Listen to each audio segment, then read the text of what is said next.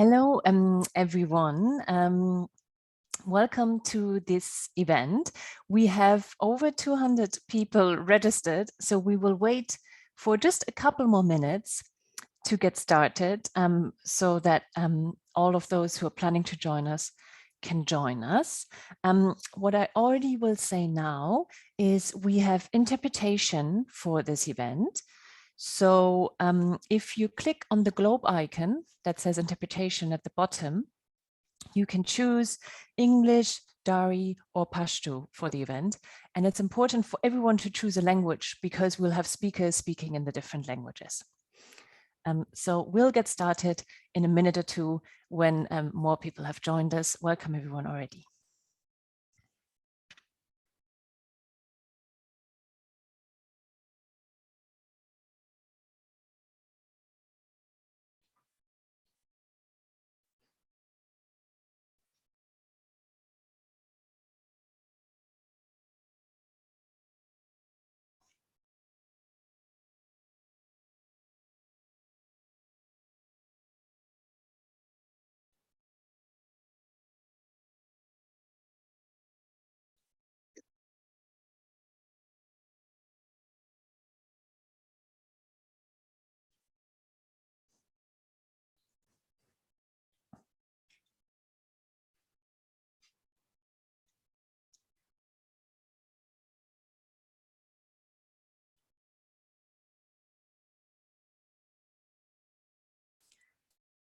Dear all, hello everyone. Eid Mubarak to all of you who have celebrated. My name is Josephine Liebel. I'm head of advocacy at the European Council on Refugees and Exiles. I would like to welcome you very much to this event organized by the European Council on Refugees and Exiles and the Danish Refugee Council's Diaspora program. We have over 200 people who have registered from 40 different countries to attend this event. So we'll expect more people to join us. But because we have a very interesting and exciting set of panelists and speakers, we want to get started already. We have interpretation available today from English to Dari and to Pashto. You can choose the language you want to follow the event in by clicking on the globe item at the very bottom of the screen. It's also important for everyone to choose a language that they want to follow the event with, because different speakers will speak in different languages. This is also a reminder for our panelists and our speakers not to speak too fast to allow the interpreters to do quality interpretation. I want to say a couple of words about the objectives and the rationale behind this event. Since the Taliban takeover in August 2021, Afghanistan has seen large-scale displacement of persons, reports of humanitarian crises, socioeconomic decline, widespread human rights violations, and targeted attacks. This has caused a very large number of Afghans to flee to their neighboring countries, and a much smaller number has found refuge in the United States, Canada, or Europe, mainly through evacuations. As the situation is worsening and the Taliban's restrictions and persecution is increasing, the protection needs of Afghans are growing. It is against this background that we're organizing this event today, which has the following objectives. Firstly, to examine the obstacles and challenges for Afghans in search of protection and en route to Europe. Secondly, to provide an overview of the situation of Afghan asylum seekers in Europe. Thirdly, to address and assess the European Union Asylum Agency and UNHCR's latest country guidance notes on Afghanistan, particularly their position on Afghan women. And then fourth and finally, to discuss recent EU and EU member states policies towards Afghan women in need of protection, with a specific focus on Denmark and Sweden. A couple of housekeeping rules. As mentioned, we are having interpretation today, so please choose the language that you want to follow the seminar in by clicking on the globe item at the bottom of the page. You can enter your questions, and we really look forward to your questions via the question and answer, so Q&A tab at the bottom. Feel free to already post questions now so that we can collect them and direct them towards the speakers.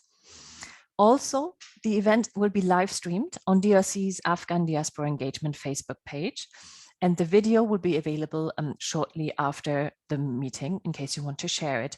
We will also copy the link to the Facebook page in the chat. Now, moving to the content of what we want to cover today. We have two panels. The first one is entitled Challenges and Protection Needs of Afghans in the Region and en Routes to Europe. It will be moderated by Sitara Mohammadi.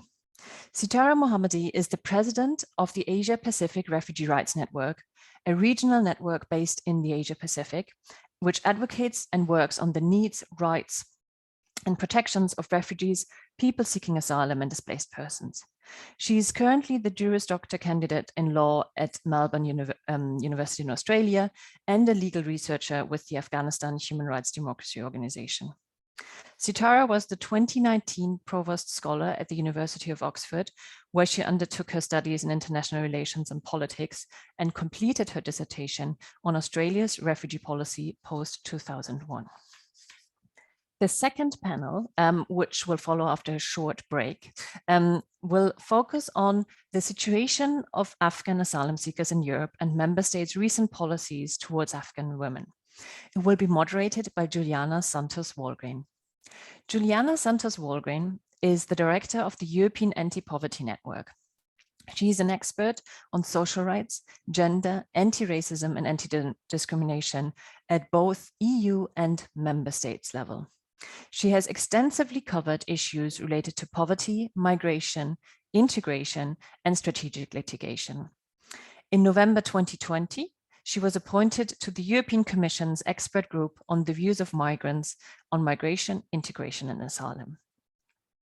I'm looking forward to this very interesting exchange. I would like to thank you again, all of you, for joining. And I'm now handing over the floor to Sitara to moderate our first panel. Sitara, the floor is yours. Thank you so much, Josephine, and hello and good morning to everyone who's joining us from across the north, and good evening from everyone who's joining us from the Southern Hemisphere. I'm originally based in Australia, and so for that reason, I wanted to cover audience members who are based either in Australia or New Zealand. By way of introduction, as mentioned by Josephine, my name is Sitara Mohammadi, and alongside my professional work, I'm also a former refugee from Afghanistan, having fled the first Taliban rule in the late 1990s, and fortunately being able to seek refuge and asylum in Australia after many years of struggle. So the content and the discussions of today are also very personal for me, given the experiences that I had at a very young age. Again, we have interpretations both in English as well as in Dari and in Pashto. So for audience members, please just be mindful that there are interpretations simultaneously happening as the discussions today evolve. So do select the language that you would like to listen in. And also just to remind the audience once again, as the discussions continue today, evolve today, if you have any questions, to please write your questions using the Q&A tab at the bottom of your screen. And without further ado, I would like to introduce the panel today, which is entitled Challenges and Protection Needs of Afghans in the Region and en Routes to Europe. And today we have with us Abdullah Mohammadi, who is the Regional 4MI Coordinator for Asia and the Pacific in Mixed Migration Center, MMC. He has worked with the Danish Refugee Council, the DRC, and the Mixed Migration Center since 2016, and has supported the setup of the M4I in the Asia region. Abdullah has a background in demography, with extensive field experience in Afghanistan, Iran, India, Sweden, and Germany.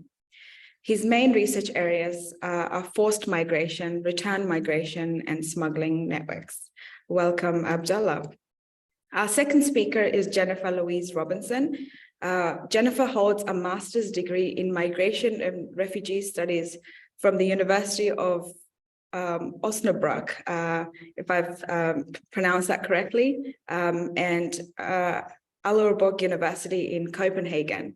1 year ago, Jennifer joined the International Red Rescue Committee, Germany, and worked as a policy officer focusing on domestic policy issues regarding migration and asylum. Before that, she worked with the German NGO Pro Asyl as a counselor on asylum and residence law issues for mostly rejected asylum seekers and their supporters. Already with Pro Asyl, but also with IRC, she has been focusing on the issue of humanitarian admission from Afghanistan to Germany and has especially been following the developments regarding Germany's federal admission program for Afghanistan. Welcome, Jennifer. Last but not least, we have Ali Hekmat with us today. Ali Hekmat is a graduate of the architecture faculty of the Kabul Polytechnic University and completed his master's on the topic of refugee camp in Turkey. In addition to his architectural activities, Ali has been actively involved in social work related to the refugee community since 2009. He's a founding member of the Afghan Refugees Solidarity Association, ASA, and served as the president of this association from 2015 to 2020. Currently, Ali is also a member of the board of directors of ASA. Thank you to all the panelists for joining us today. And so with that, I would like to begin with our first speaker and just remind all of the speakers that for the first session, which is the intervention, you have roughly 8 to 9 minutes to talk and to make your comments. And so I'd like to start with Abdullah. Abdullah, you have been working with the MMC for the past couple of years and have been active in documenting and surveying the Afghan movement alongside these journeys. What are the changes in regards to the Afghans on the move since the takeover of the Taliban in Afghanistan, August 2021? Thank you, Satara. Hi, everyone. It's great to be here and talk about this topic. Yep.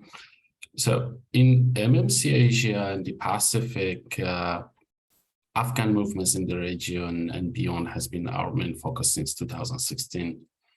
What we are doing is trying to understand the Afghan movements from a mixed migration lens, looking at the drivers, how the journey looks like, regular, irregular journeys, what protection risks Afghans might face en route, among other things. So following the shift in the context of Afghan migration after Taliban takeover, we at the MMC with the DRC Diaspora program, we commissioned the research specifically to look at the changing dynamics of this movement after August 21. And what we see in terms of change, the first thing to mention is that the interruption of regular pathways for migration. So these interruption has caused an increasing number of Afghans trying irregular journeys to leave the country. But at the same time, it has contributed to a high level of involuntary mobility among Afghans, especially certain groups like women, students, or those at risk profiles who don't want to identify by the Taliban authorities. Access to information also disrupted following the Taliban takeover. There has been confusing information circulating among Afghans in the country and also in diaspora about evacuation, about resettlement, about asylum cases. We also see an increase in demand for smuggling services, and subsequently, we have recorded significant increase in smuggling fees from Afghanistan to different destination countries. Along with the smuggling services, the routes are also, have changed. In the months following August 21, some old routes which have been abandoned for years, smuggling started using them again. to answer to the high demand of smuggling services like Zabul, Kang, or Makagi routes in Nimruz. They have been abandoned for years, and now we see that the smugglers are using those routes to take Afghans to Iran. Another change that is that we see since August 2021 is the number of certain at-risk groups who are seeking to leave the country has significantly increased, such as women, ethnic and religious groups like Hazaras, people with disabilities, those who have diverse sexual orientations. But at the same time, pushbacks along the border have increased, especially along Afghanistan, Iran, and Iran-Turkey borders. In terms of protection risk along the border, along the route, our formal data we collected in Turkey shows a clear spike in the number of reported risk, along the routes after August 21, compared to movement prior to it. Many of those Afghans we interviewed in Turkey, they were exposed to abuse, exploitation, detention specifically, kidnapping and robbery on routes. But despite this high level of protection risks on routes and in transit hubs, the access of Afghans to protection options has been limited. If we look at the available protection responses in the region after August 21, for example, protection responses in RRP countries in Iran, Pakistan, Tajikistan, Uzbekistan, and Turkmenistan, there are some positive responses, but we see that the Afghan asylum seekers cannot have a proper access to protection in those countries. For example, Iran started a headcount exercise for new arrivals after August 21 and registered more than 2 million undocumented Afghans in country. But they have continued to deport Afghans in high numbers on a daily basis without considering, what protection risks they might face upon their return in the country. In Pakistan also, we see the government is targeting undocumented migrants, and in this process, they have arrested and convicted many Afghans, including women and children. Beyond RRP countries, we also see some partial shift in Turkey and EU approach to Afghan asylum seekers. So all deportations from EU has stopped. We see Germany started granting access to integration programs to Afghan asylum seekers and started a new relocation program for at-risk Afghans. Italy also opened a humanitarian corridor for Afghans in Iran and Pakistan last year. Sweden, Denmark, and Finland recently started issuing 3-year residence permit for all Afghan women and girls who are already in these countries and have ongoing asylum cases.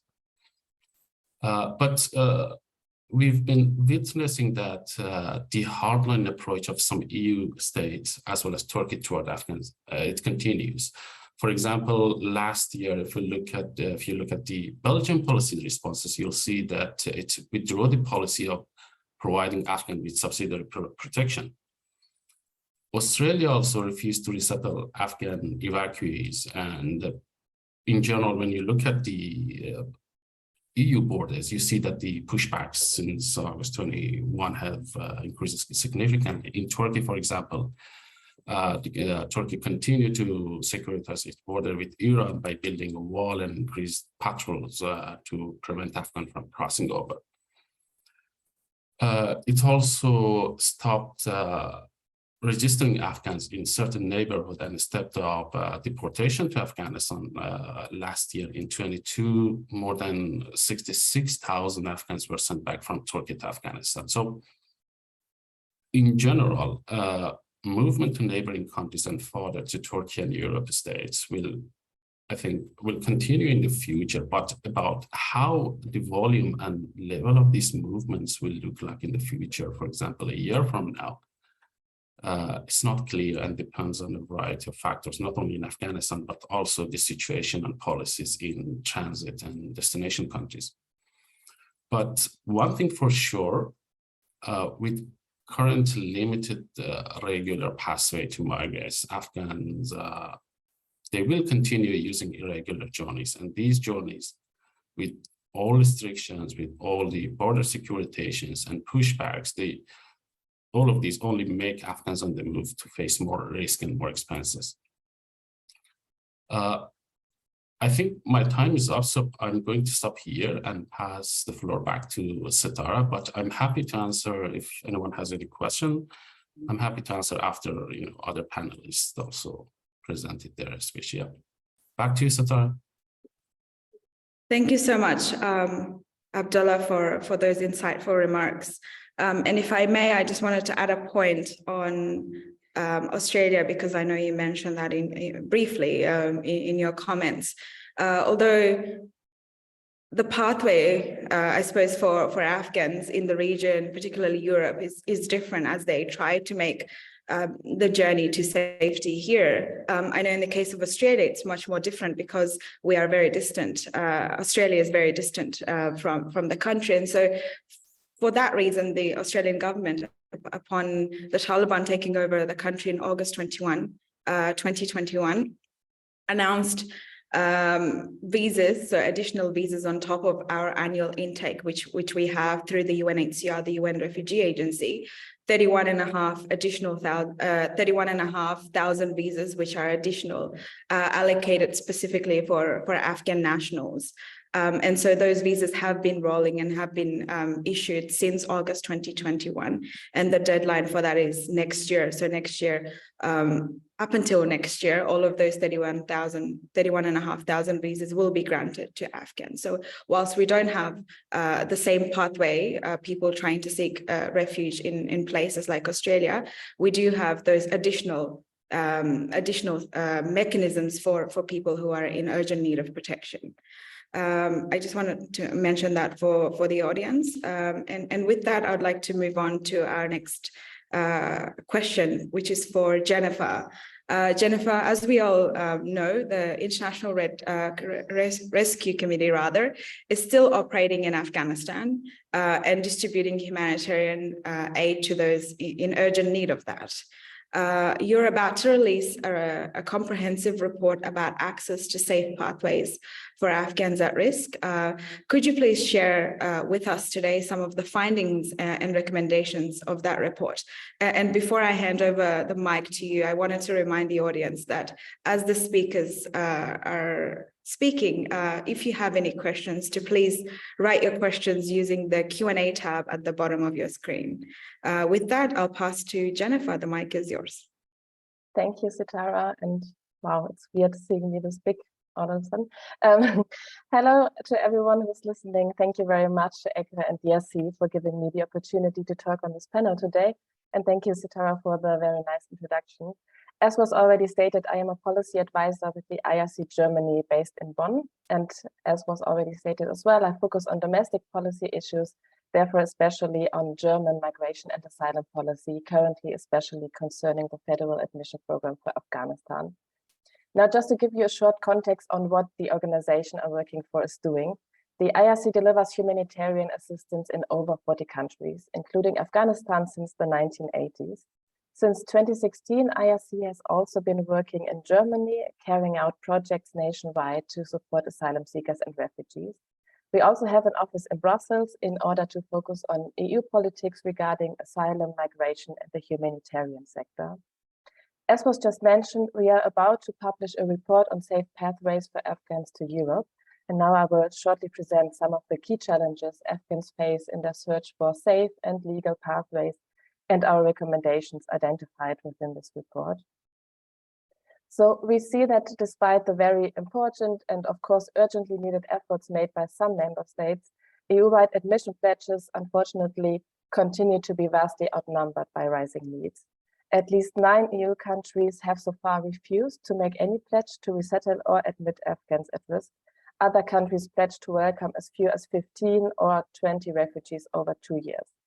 Germany has indeed been at the forefront of EU-wide efforts to welcome Afghans at risk since 2021, including the continued admission of local staff and the reception of other persons at risk.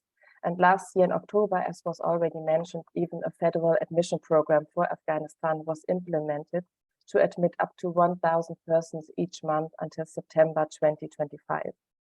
So far, though, no arrivals have yet taken place under the scheme.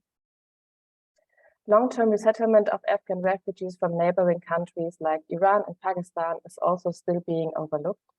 In the past 12 years, only around 4,500 Afghan refugees have been resettled to the EU. And last year, EU states pledged to welcome around 1,100 Afghans to resettlement, but fewer than 300 of these places were actually filled by the end of the year.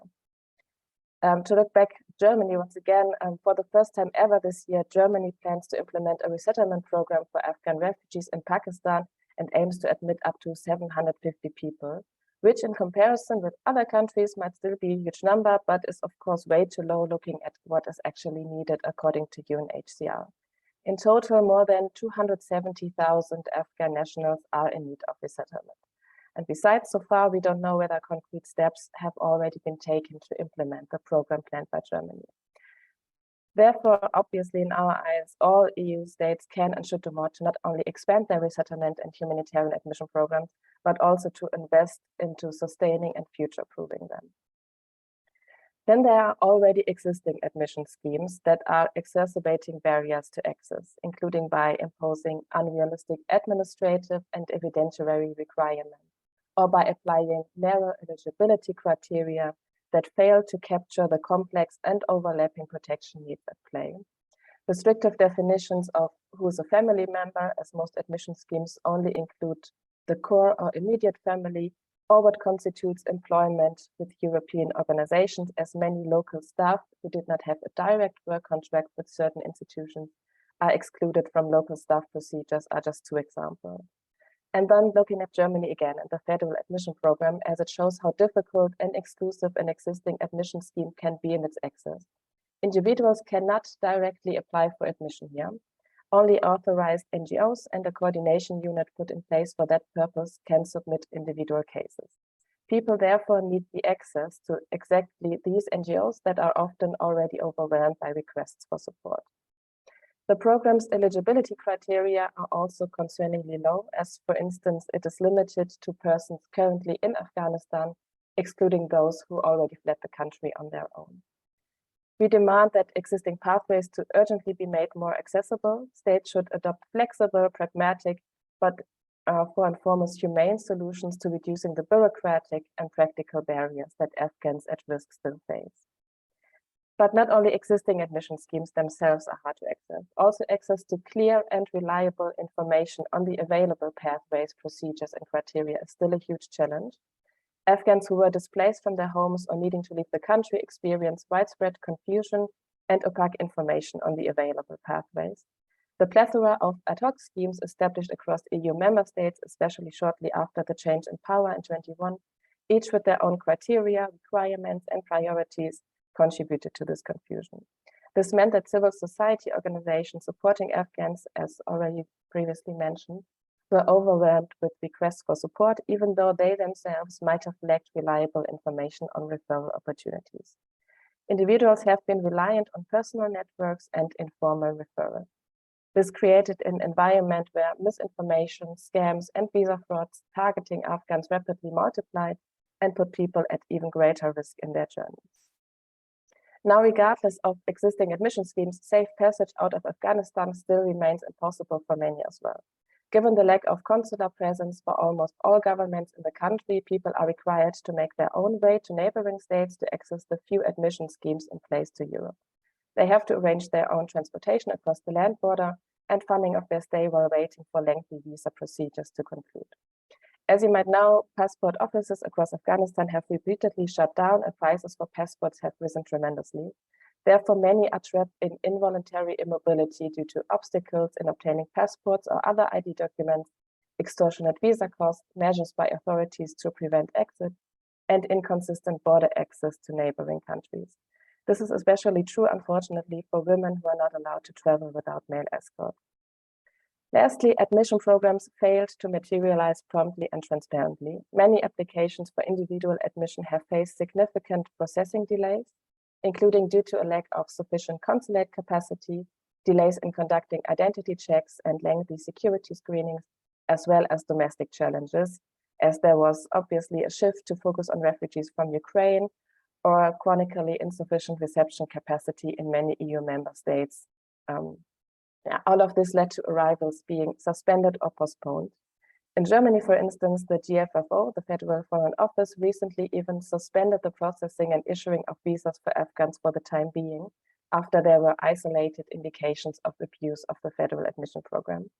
We are told that after procedural adjustments, especially regarding the security screenings, the issuing of visas is to be resumed. The exact time frame, however, is not known to us.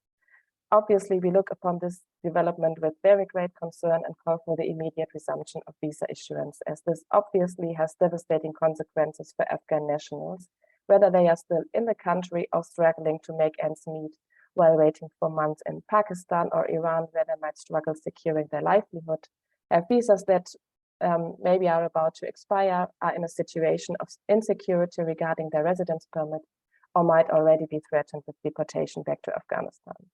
So now just 2 sentences to sum it up. We believe that EU and its member states can and should do more to implement safe and legal pathways for Afghans at risk, both in Afghanistan and in neighboring countries.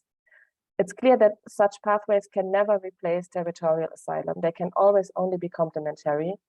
Yet, in our eyes, more urgently needs to be done to prevent people from having to make the dangerous, irregular journey to Europe or elsewhere in the first place. And against the backdrop of great need, they must be implemented or expanded in a timely and accessible manner. With that, I close, as I believe my time is up. Thank you very much for listening, and back to you, Sitara. Thanks so much, Jennifer, for those very useful remarks, very insightful, I'm sure. Again, I wanted to remind the audience that we have simultaneous interpretations both in Dari and in Pashto as our speakers are speaking in English. So do select your preferred interpretation using the interpretation icon at the bottom of your screen.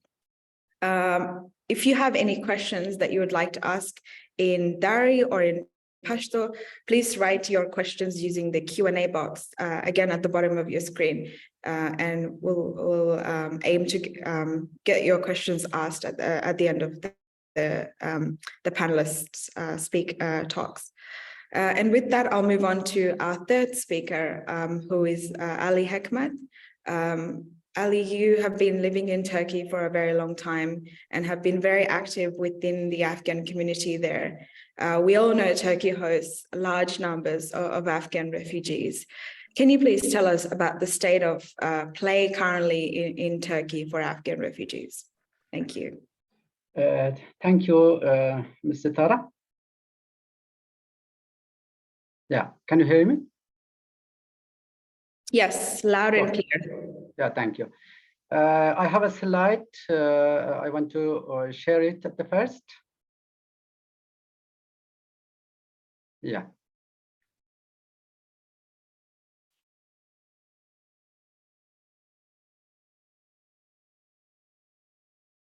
Okay. I want to prefer speak in Dari. Because my English is not as good as to present this presentation, and also I saw many participants are from Afghanistan, and so I speak my presentation in Dari.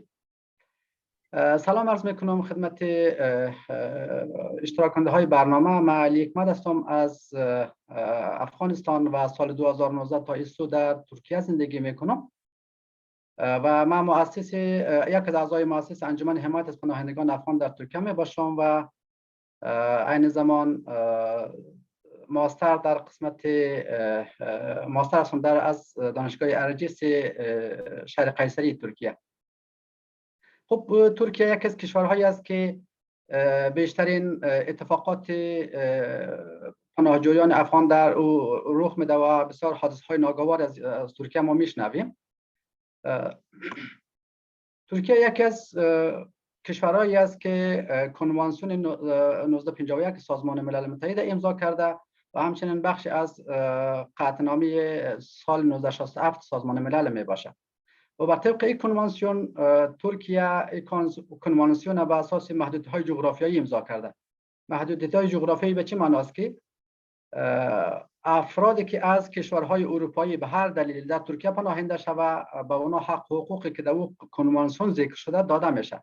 اما پناهجویانی که از کشورهای غیر اروپایی وارد ترکیه میشه و اونا حق حقوقی که در او کنوانسیون ذکر شده برای او فرد پناهجو داده نمیشه. و او فرد پناهجو تا مدتی که در داخل ترکیه زندگی میکنه اگر شانس ثبت نام داشته باشه و ثبت نام کنه و کارت موقت پناهندگی را گرفته بتونه، او ممکنه تا مدتی که در ترکیه زندگی میکنه و تا مدتی که پروسه پناهندگیش جریان داره و تا مدتی که شانس تعیین کشوریش اجرا میشه بتونه از در داخل ترکیه زندگی میکنه، اما حق شهروندی و حق سیتیزن شدن ترکیه را نداره. و ترکیه در سال 2018 پالیسی جدید را اجرا کرد که در او پالیسی ترکیه معمولا اجراعاتی که قبلا سازمان ملل برای پناهجویان اجرا میکردن او تمام پالیسی ها را از سازمان ملل گرفت. دیگه ثبت نام سازمان ملل اجرا نمیکنه، پروسه مصاحبه و بررسی مصاحبه و ریسیتلمنت اینا را کلا دولت ترکیه به دوش خود گرفته. و در قسمت ریسیتلمنت دو ارگان به صورت مشترک فعالیت میکنه. هم در قسمت ریسیتلمنت اول دولت ترکیه تصمیم میگیره که پرونده پناهجو قابل ریسیتلمنت یا قابل جابجایی در کشور سوم است یا نه، اگر است بعدا او را شریک میکنه بعد سازمان ملل یا UNHCR. بعد سازمان ملل اونا خودشان باز بررسی های جداگانه دارن که انجام میدن. و شهرهای اقماری یا ساتلایت سیتیز چی است؟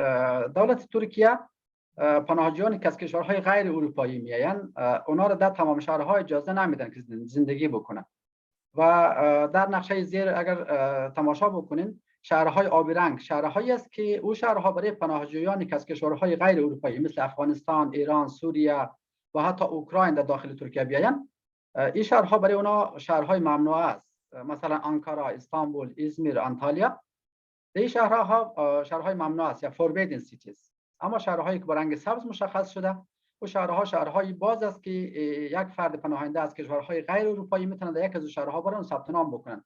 اما طبعا این نقشه ها اکثر وقتها توسط دولت ترکیه موقتا بسته میشن و محدود شهرها برای ثبت نام باز میشن. خب بعد از اینکه دولت افغانستان سقوط کرد در 15 اگست 2021 دولت ترکیه برای اینکه جلوی ورود مهاجرای افغان در ترکیه را بگیرن و یا مهاجرای افغان در داخل ترکیه را ثبت نام نکنن محدودیت‌های جدید ایجاد کردن، چون نگران بودند که بعد سقوط دولت افغانستان و تسلط شدن طالبان بر افغانستان ممکنه که موج جدیدی از مهاجرای افغان وارد ترکیه شوند. چه کار کردن؟ تمام افرادی که در قصد ورود به ترکیه دارن و در نواحی مرزی ترکیه دستگیر میشن اونا را اول بایومتریک میکنن، مشخصاتشان ثبت میکنن، بعد به صورت شبانه و بدون اینکه مقامات ایرانی از وجود اونها آگاه شوند به سمت ایران پوشبک میکنن یا رد مرز میکنن. مرحله دوم پناهجویانی که بتونن خود از نواحی مرزی رد بکنن و در نواحی داخلی ترکیه بدون ذکر در شهر مقصدش برسه دستگیر شوند، اونا رو بایومتریک میکنن، مشخصاتشون میگیرن، اما در شهرهای سبز رنگ که در اسلاید قبلی گفتم میفرستن، اما در شهرها هم ثبت چی نمیکنن، کارت موقت اقامت پناهندگی برشان صادر نمیشه، فقط ثبت نام میکنن که موقتا زیر نظر باشن.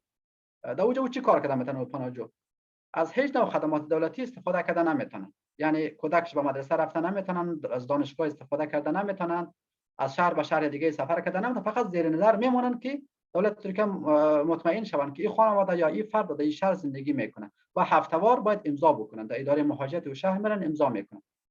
و محدودیت سومی است که خانواده‌ای که خود از مرزم رد بکنن، از در نواحی داخلی ترکیه هم دستگیر نشوند، در شهر مورد نظرش برسه و اونجا خود در اداره مهاجرت ترکیه تقاضای پناهندگی بکنه، اونجا شرایط دیگه‌ای بهش میخواین، یعنی اوراقایی میخواین که او دادن یا رسیدگی به او اوراقا سخت است برای فرد پناهنده. از هر فرد پناهنده تذکره میخواین که اکثر پناهجویان افغان تذکره ندارن، سالها در ایران زندگی کردن، پاکستان زندگی کردن و او مدارک ندارن. اگر زن و شوهر باشن نکاح خط ازش میخواین، نکاح خط اکثر پناهجویان ندارن. و یا یکی یک برگه راپور پزشکی از یک از بیمارستان‌های ترکیه ازش میخواین که در او راپور حداقل وضعیت صحی و خانواده از 50% بیشتر باشن، یا معلول باشن یا وضعیت صحی بسیار وخیم داشته باشن که مشخص است حداقل تعداد زیاد از پناهجویان وضعیت مناسب صحی دارن و نمیتونن اون نوع راپور رو به دست بیارن. و این محدودیتایی بود که دولت ترکیه برای پناهجویان تازه وارد افغان ایجاد کرده که معمولا متاسفانه تعداد اکثری از پناهجویان افغان بعد از ورود به داخل ترکیه نمیتونن خود ثبت نام بکنن. و محدودیت چهارم است که این محدودیت معمولا سال 2017 به این سمت اجرا میشه، اما جدیدا سخت‌تر شده. هیچ پناهجوی مجرد افغان در داخل ترکیه ثبت نام نمیشن، چه خود در داخل شهرهای ترکیه برسانن چه خود در اداره مهاجرت بدون دستگیری برسانن، به هیچ صورت اینا ثبت نام نمیشن. اینا جزء از افرادی است که دولت ترکیه جزء مهاجرای اقتصادی طبقه بندی کردن. اجازه کاری در داخل ترکیه، هر فرد خارجی در داخل ترکیه اجازه کاری دارن، اما خب اجازه کاری یک توافق دو طرفه میان کارفرما و کارگر است. هر مهاجر افغان اگه بخوان اجازه کاری بگیرن باید توافق کارفرمایش بگیرن و اکثرا کارفرما در داخل ترکیه سالهاست با مهاجرای افغان و مهاجرای سوری زندگی کردن و تجربه های دردناک از این قسمت دارن. معمولا اکثر کارفرماهای ترکیه نمیخوان اجازه کاری برای پناهجویان افغان بگیرن. چرا؟ چون هم ارزان است، هم بیمه صحی برشان داده نمیشه و همین که هر وقت خواسته باشه اونا رو از کار اخراج کرده میتونن. اگر برای اون اجازه کاری بگیره اونا از بیمه صحی برخوردار میشه که بیمه صحی رو خود صاحب کار باید پرداخت کنه و نیز نمیتونه هر وقت که دلش باشه اونا رو از کار اخراج بکنه. و آماری که مؤسسه های تحقیقاتی منتشر کردن 98% از پناهجویان افغان در داخل ترکیه بدون اجازه کاری کار میکنن. و بیمه صحی، بیمه صحی از مشکلاتی است که مهاجرای افغان از سال 2020 به این سمت با او دست به گریبانند. یعنی از سال 2020 به این سمت دولت ترکیه محدودیت برای بیمه صحی مهاجرای افغان ایجاد کرده و یعنی فقط برای مهاجرایی که تازه وارد میشن در جریان یک سال اول خود ثبت نام میکنن، در اون جریان یک سال بیمه صحی دارن و بعد از او بیمه صحیشون قطع میشه.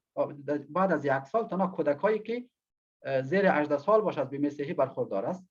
و فرض کن افرادی که بسیار وضعیت صحی ناگوار دارن و نیاز به تداوی دارن، اگر اونا بتونن که از یکی از بیمارستان‌های دولتی ترکیه راپورت تهیه کرده بتونن و تلاش هم بکنه و پیگیری بکنه کارشون، ممکنه که بیمه صحیشون دوباره باز شود.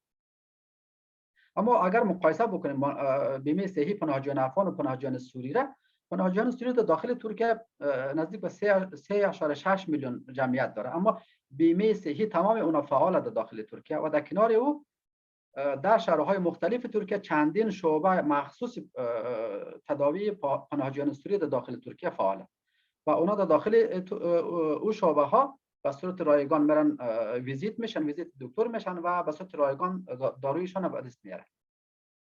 و مدرسه و دانشگاه برای پناهجویان افغان به صورت کلی هر کودک در داخل ترکیه تا سن 14 سالگی مجبور است که به مدرسه بره و این رایگان است. اما خب محدودیت های برای افراد خارجی یا برای پناهجویان افغان وجود داره. برای کودکای پناهجوی افغان اولی که به ثبت نام شود و کارت موقت پناهندگی بگیره که تعدادی از کودکای شرایط ندارن متاسفانه، خصوصا بعد از سقوط دولت افغانستان و محدودیت هایی که دولت ایجاد کرده.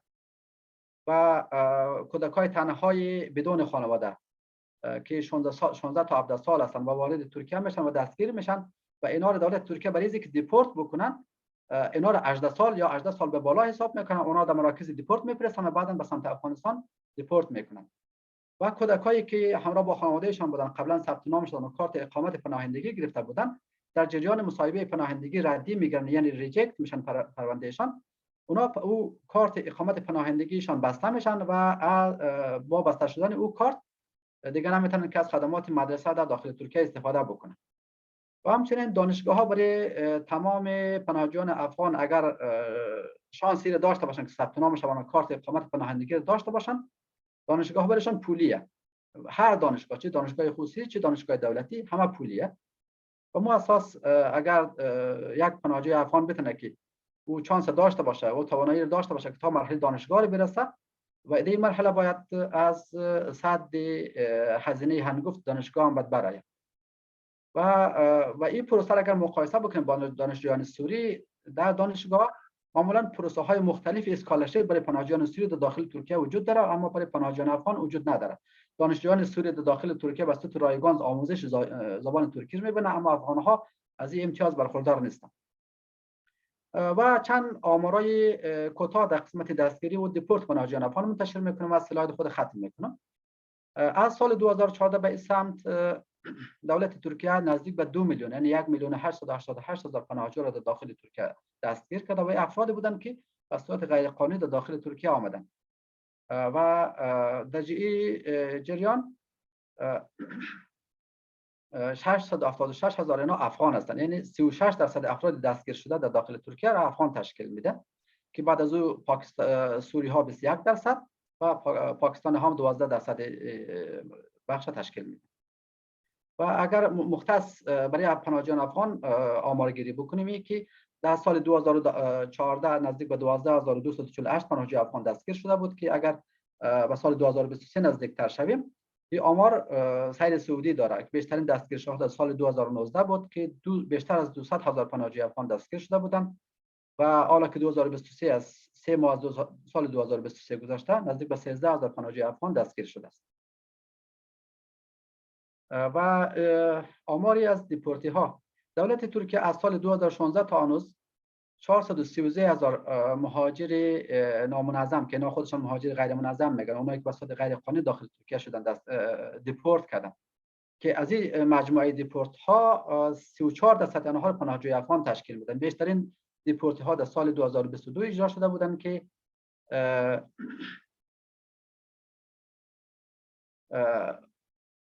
124,000 پناهجو فقط تنها در سال گذشته دیپورت شده و در سال جاری 32,000 نفر در 3 ماه سال جاری دیپورت شدن.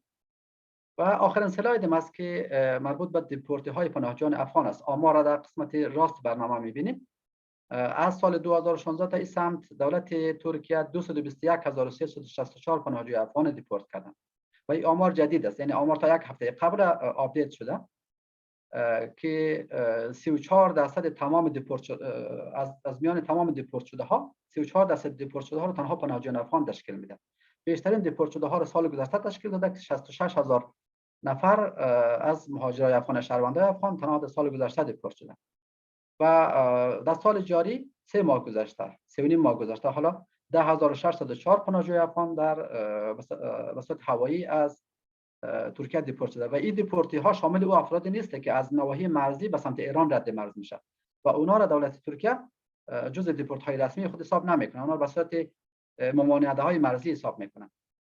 دولت ترکیه 2 هفته یا 2.5 هفته دیگه انتخابات پیش رو در 14 می 2023 و اداره مهاجرت ترکیه پالیسی های بسیار سخت در یک قسمت گرفته و هر هفته آمارهای جدیدی از بازداشت ها و دیپورت ها رو منتشر میکنه که قبلا این آمارها به صورت هفته‌وار یا ماهوار منتشر نمیشد. به این خاطر است که با نشر آمارها یک مقدار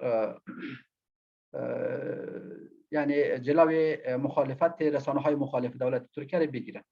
تشکر از اینکه تا این قسمت ما را گوش کردین.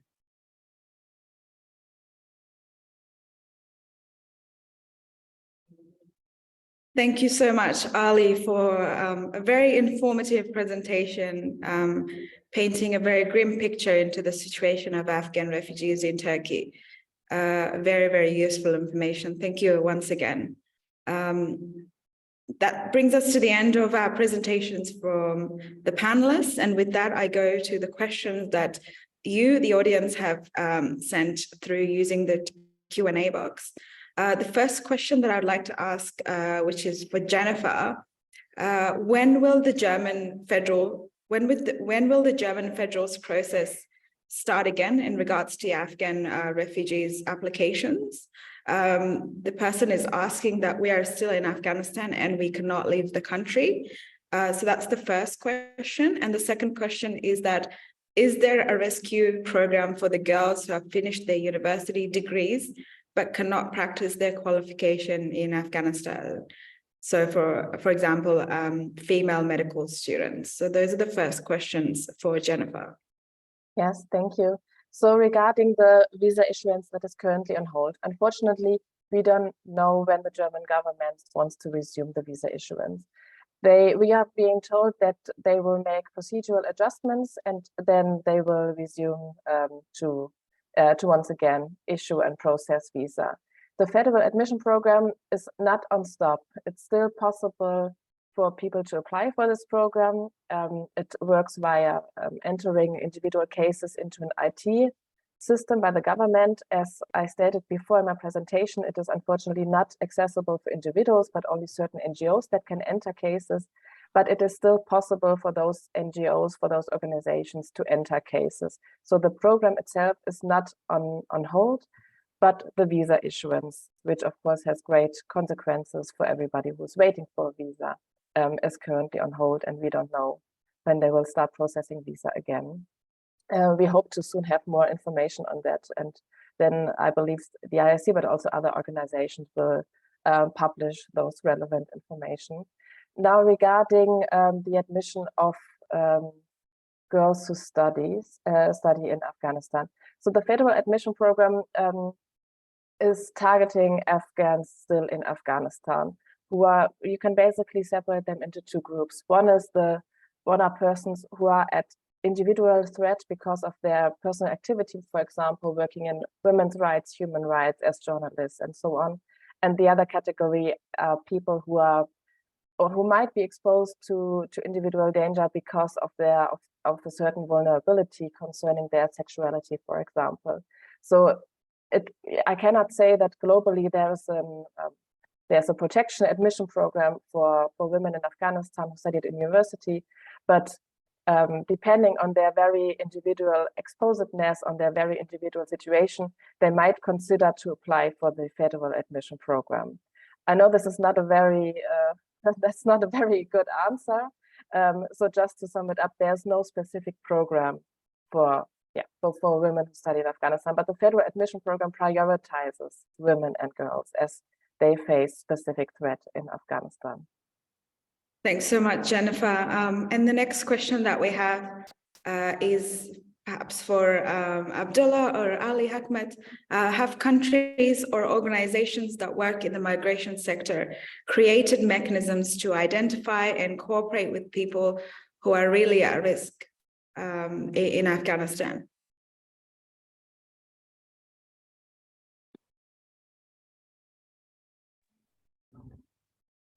Okay, yeah, Satara, thank you. So I don't know if Ali wants to answer this question, but I think from our end, it's better this question to be answered in the next panel, because we have presenters who will discuss the situation, in Europe, and about, this question is mostly from those who are working with the governments, who have access to those, organizations. But yeah, I don't know, Ali or the other presenter want to answer this question. I don't have any specific input for this one. Yeah, sorry. I think there's no organizations in this situation that working in this issue inside Afghanistan. As I'm working in Turkey, there's no organization that interested to work for Afghans inside Afghanistan. Thanks, Ali. The next question is, it's in relation to the Australian humanitarian visas, and someone asks, how can I legally benefit from the Australian humanitarian visas? And without going into too much detail and mindful of the time, so for all applicants, or for all Afghan nationals who would like to apply for the Australian program for Afghans, they will need to formally put in an application, and all those details can be found on the Australian website. So if you search up Afghanistan Refugees Program on Google in Australia, I'm sure all of those details will come up, and it's a very smooth process. So for the person that asked that question, either you can search it up on Google using those terms, so Afghan Refugee Program for Afghan nationals, or you can feel free to get in touch with me on social media, and I would be happy to guide you through that. And finally, I would like to close off by asking Jawad Nigzad, who would like to make a remark concerning boys and girls who are in Afghanistan or in neighboring countries, especially who are searching for asylum in places of safety. So I believe Jawad would like to make a remark. So pass the mic on to him. Thank you. Thank you, dears. Can you hear me? Yes, we can hear you. Okay, my name is Jawad Nigzat. I'm from Kabul, Afghanistan, and I'm very happy for participating for such this discussion. Hello, dear friends. It's my pleasure to be with you today. Afghanistan is a very good and beautiful country with very good people, but it has been facing crisis since a long time. Political challenges, corruption, poverty, unemployment, and injustice, and etc. After falling of Republic of Afghanistan, a lot of things change, some in positive ways and some in negative. But I, as one of the young generation, would like to mention that now lots of educated young boys and girls are in crisis, especially our sisters who are banned from going to school and university, and a lot of women who were working in the previous government lost their jobs. And a big number of them have been searching asylums in many parts of the world, especially in Europe. So it is the urgent need to help them and provide them with the satisfied assets. A lot of our countrymen who have worked with foreign organizations within the last 20 years are searching asylums. That's why currently they are based in Pakistan, Iran, and many other neighboring countries. To reach to their last destination, they have very troubled situation and struggle with lots of life challenges. They don't have money to rent home, to buy food and other daily life necessities. So I would like all European countries and international organizations to help them and get them out of this ongoing crisis. It is very important that all countries, and especially those countries that they are in Europe and in developed countries, they help Afghanistan to get out these educated people from Afghanistan and those who want to go to outside. So the situation is not here. I'm based in Kabul. Lots of people lost their jobs and girls cannot go to school and go to university. So as a young boy, I want to mention this. We have lots of problems here. Please help us. Please help us to get out of this country and find a safe place. So please realize that I call on international organizations and developed countries to work for us, to not put us alone. And it's a very tough situation. So it is my request from all countries to help in this way. And we are very in need. Many thanks for your attention. It was a great pleasure to be with you. Thank you so much, Jawad, for your very candid remarks on really the grim situation inside Afghanistan. And I think we all hear you and we can all understand how difficult the situation must be, particularly for girls and for women whose rights have been severely restricted, and also for boys whose normal lives have completely been turned upside down. So we absolutely hear you, and we hope that through these discussions and panels, we're able to work towards better protection for Afghans who are in urgent need of it. That brings us to the end of the first session. I would like to thank all the panelists for their time and for their insightful contribution today. Also, thank you for joining us and giving us your time. Before we go to the break, I wanted to remind the audience that after the break, we have the second panel, which is the situation of Afghan refugees and asylum seekers in Europe, and member states' recent policies towards particularly Afghan women. So after the break, when we come back, we'll have the second session. And just before we finish off, I would like to just remind the audience, and I know that many of whom are Afghans, that APRIN, the Asia Pacific Refugee Rights Network, does have a dedicated website on Afghanistan, and I've just shared that link in the chat box, which has set up a useful resource to provide available information to those inside Afghanistan or in transit countries in Turkey, Iran, and Pakistan on safe and legal pathways, education and employment opportunities, as well as mental health and psychological services. And ECRE does update all of this information on a regular basis. So if you'd like to get more information on any of those topics, please head to that link, and I hope that's useful for you. With that, I close off the first session. Thank you everyone again for your time this morning. Please do take a 5-minute break, grab a coffee or tea, and the second panel will resume back at 11:05. Thanks again.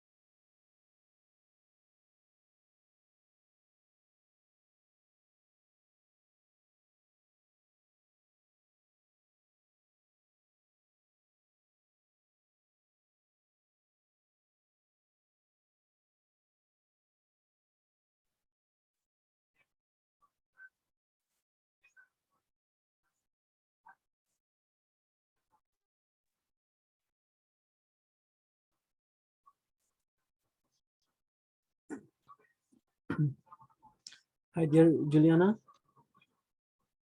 Hello. How are you? Are you I'm fine? okay. Yeah, I'm okay. Very good to see you. Good to see you as well. So you let me know when can I start? I think it will happen after 5 or 7 minutes, but I'm not sure. But Okay. it's about to start. Yeah, you can start. I can. Okay. Hello, everyone. Good morning, good afternoon, or good evening, depending where you are in the world. My name is Juliana Santos Valgren. I'm based in Brussels, Belgium. And today I was invited to facilitate this session, which will be a continuation of the first panel. And at the second panel, we're going to talk about the situation of Afghan asylum seekers in Europe and in the member states, and also the recent development in policies towards Afghan women. Our panel, we have 3 panelists. So we're going to have Heshad Jalali, who is the Senior Policy Officer at ECRE. So he's going to also bring us through the advocacy and the work that he's doing at ECRE at the European level. After, we're going to have Dort Smed. Dort Smed is a lawyer and head of asylum law unit in the Danish Refugee Councils. So Doctor is also going to talk about the situation in Denmark. And Michael Williams, who is part of a group that founded the voluntary association FAR, the Swedish network of refugee support groups in Sweden. So this is a panel where each one of the panelists are going to explain a little bit the context, either being the European level on how you're responding to demands, the concerns and the policies involved in these discussions. After that, we're going to understand the Danish context and how is the environment currently in Denmark. Afterwards, we're going to listen also from the Swedish perspective and see if there are some lessons and some opportunities that are over there that can be inspiring and can serve as guidance to the African community. And then in the end, we're going to have a short exchanges, Q&A, and we're going to also collect your questions. So feel free to use the Q&A box to ask your questions to the panelists. And also do not forget to press the button interpretation if you need translation in English, Dari, or Pashto. So without further ado, I would like to invite Heshad Jalali.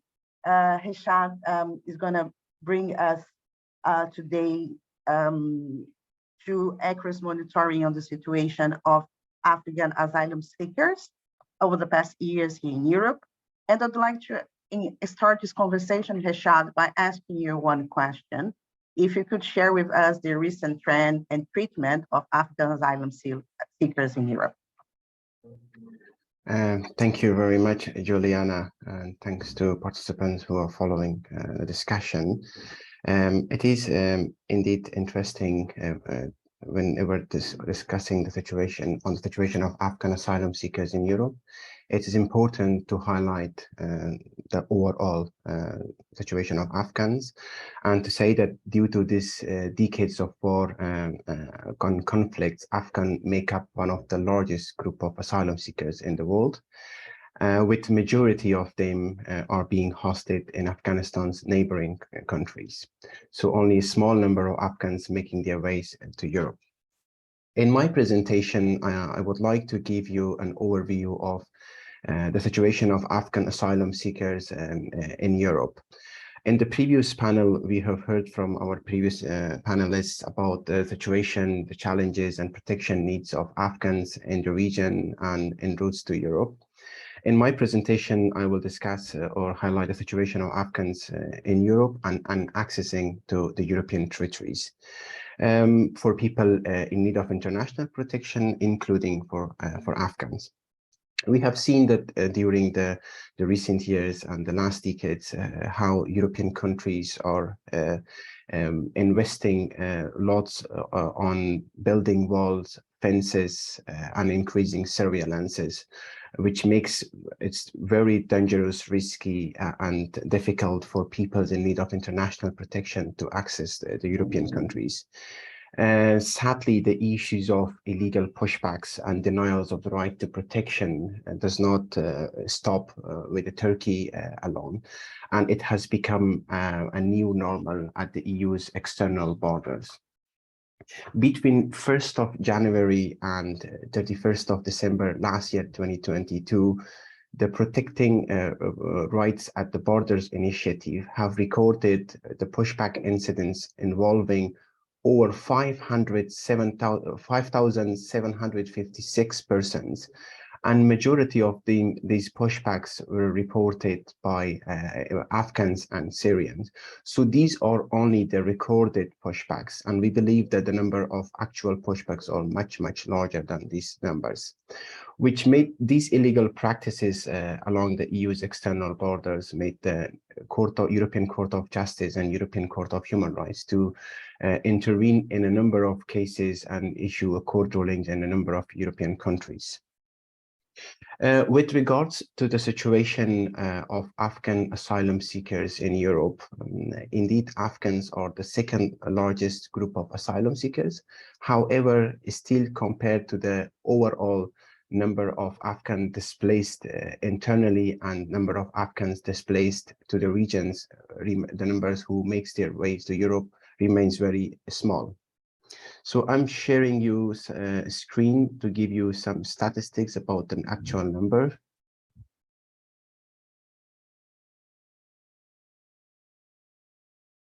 Can you see the screen? Perfect. As you can see in the screen, it shows the number of Afghan asylum seekers from 2014 until 2022.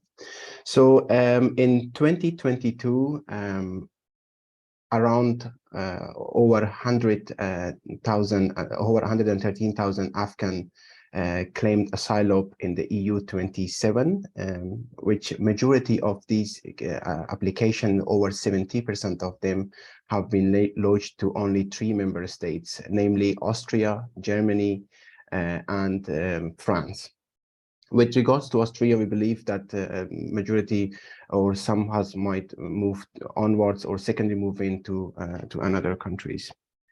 The EU plus recognition rates, the EU plus refers to 27 member states, including Switzerland and Norway. The EU plus recognition rates for Afghans was 54% in 2022, down from 66% in 2021. And this decline mainly due to more decisions granting a humanitarian status under national law. So if we include the humanitarian status and other form of national protection, the overall recognition rate for Afghans was 84% in 2022. However, compared to the other nationalities of asylum seekers, such as Syrians, Eritreans, and other countries, Belarusians, Afghans enjoy a lower recognition rate in Europe. And according to ECRE's Asylum Information Database, in 2022, the first instance recognition rate for Afghans varied from member state to member states. And here we refer to the term asylum lottery, where the recognition rate is different from one member state to another member state without any credible reason to the nature of their cases. So according to ECRE's Asylum Information Database, the recognition rate in 2022 was 99% in Germany, which again with the caveat that 71% of them, or majority of those, received a humanitarian types of protection called national deportation ban status. The recognition rate was 99% in Netherlands, 97% in Italy, and as you can see from the screen, 93% in Austria and 60% in Sweden, 44% in Belgium, 28% in Romania, and 49% in Bulgaria. So overall, if we compare the overall recognition rate and recognition rates from member states comparing them to previous year, we can see that there is a significant increase in overall recognition rate for Afghans in comparison to pre-Taliban takeover.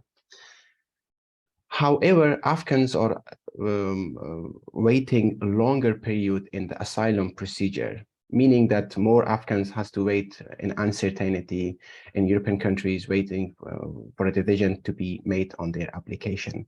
And according to the European Eurostat database, as of December 2022, we had over 90,000 pending cases concerning Afghan asylum applications in 27 member states. So I think for us, it would be interesting, and it is interesting to highlight, as we are monitoring the situation and the treatment of Afghan asylum seekers in Europe, that what has been changed since August 2021 regarding the treatment of Afghan asylum seekers. So first of all, Europe does not see a mass arrival of Afghan asylum seekers, as was panicked by member states, by European countries during the early fall of the government, that everyone was panicked, and we had a joint statement from the interior minister of European member states saying that Afghans should remain in the region, and even some countries were saying that Afghans are not welcome. So still Afghans, a majority of Afghan asylum seekers and Afghan in need of protection are being hosted in the neighboring countries of Afghanistan. Secondly, the overall recognition rate, as I mentioned earlier, comparison to pre-Taliban takeover has increased. And here I give the statistics that the recognition rate increased from 53% in 2019 to 47% in 2020 and reached to 84% in 2022, which this recognition rate includes all types of protection, including humanitarian status and national form of protection.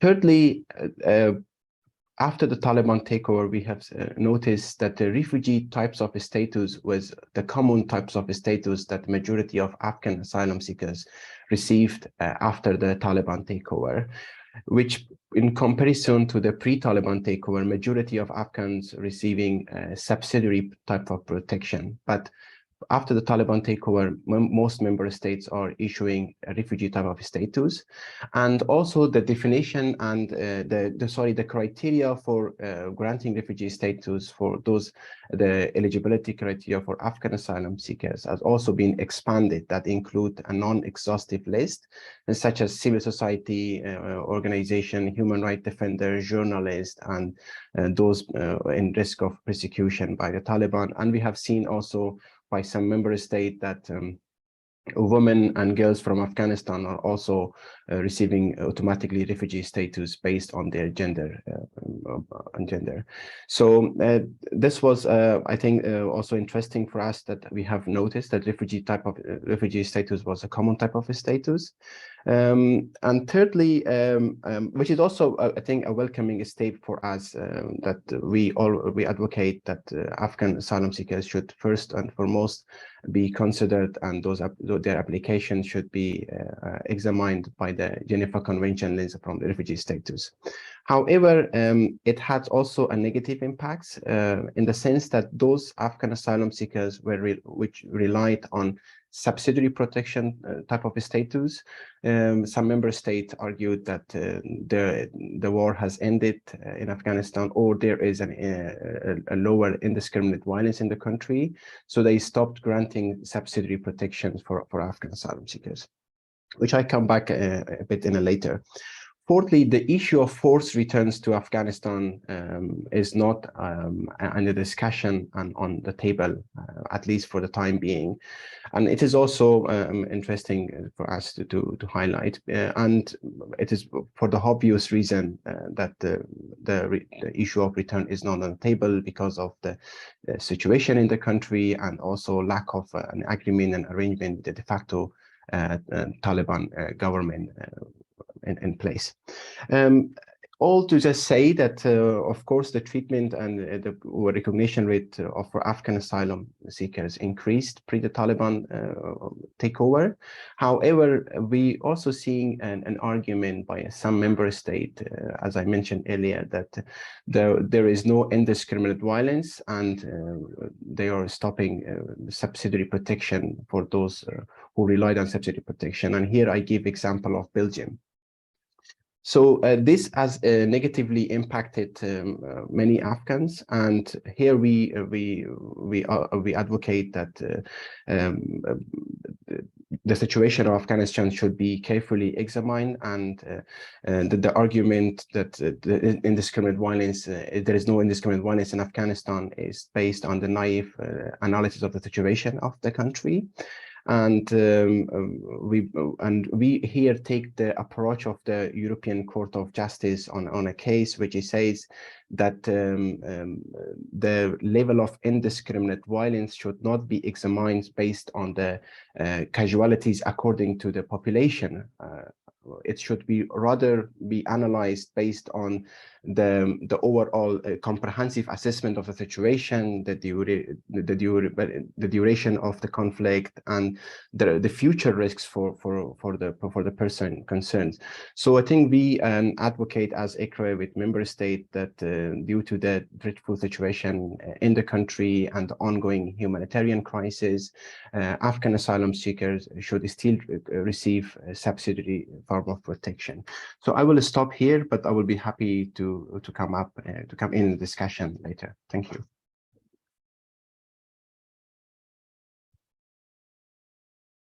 Thank you, Heshad. Just one moment, I'm trying to put myself back. Yes.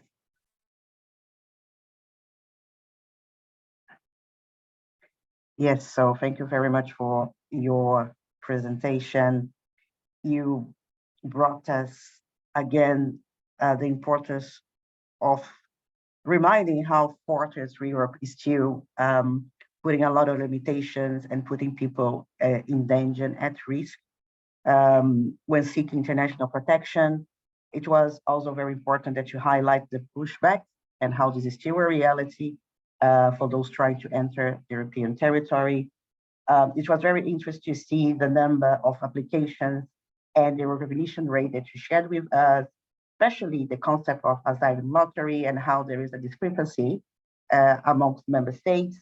And also it was very important that you highlight the European Court of Justice rulings and also the European Court of Human Rights and the cases in this regard to try to find more humanitarian solutions to the application request. You're going to come back later on. There are many questions for you already in the chat box. Me, myself, I still already have one, but I'd like to invite to the floor Dr. Smet, who has been working with DRC for a very long time and have been following Denmark's asylum law and policies concerning Afghan asylum seekers. So Doctor, welcome. I'm trying to put you here. 1 second, I'm gonna remove me. Yes, hello, welcome. So as a follow-up, would be very interesting to hear the situation in Denmark. So I have 2 questions for you just to start the conversation. How have Denmark's policies and treatment of Afghan asylum seekers evolved in the past years? And what does the Denmark recent announcement to provide protection for Afghan women really mean in practice? The floor is yours. Thank you very much. Hello, everyone. My name is Dorte Smed. I work with the Danish Refugee Council. I work in Copenhagen with the Asylum Department. I had a presentation. Adrian, can you share? Yes, coming right away. Great. Well, I'm happy to be here today to share and to exchange info on the situation of Afghanistan asylum seekers in Europe and in Denmark. And thank you very much for the interesting presentations and questions already. Well, I lost it. This presentation coming back on?